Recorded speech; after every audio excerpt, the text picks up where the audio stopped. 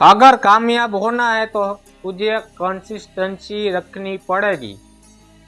Consistency का क्या मतलब है कि मुझे आज रिजल्ट आ रहा है, मुझे रिजल्ट नहीं आ रहा है, भले ही जो हो जाए लेकिन मुझे काम करना है, मुझे निरंतर काम करना है।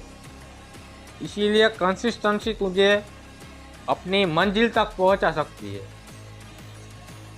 भले ही तू तेरे पास टैलेंट कम हो, क्योंकि टैलेंट है तो तुझे दरवाजे तो पहुंचा सकता है, लेकिन कंसिस्टेंसी ऐसी चीज है जो तुझे दरवाजे के अंदर पहुंचा सकती है, तेरी मंजिल को तुझे मिला सकती है।